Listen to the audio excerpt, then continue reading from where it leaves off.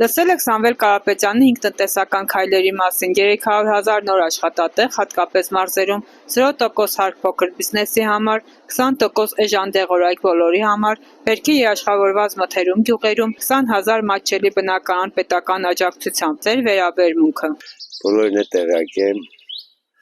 աջակցում եմ իրան և վերջ։ Եվ կանը, տրան Սամվելը կաննա։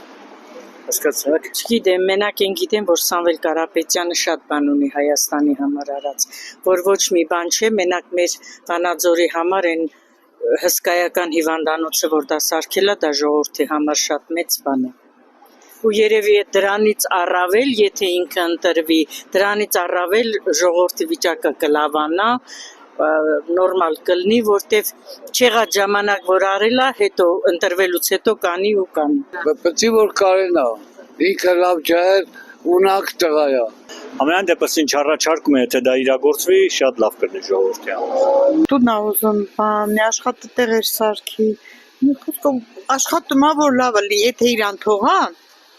всё будет хорошо։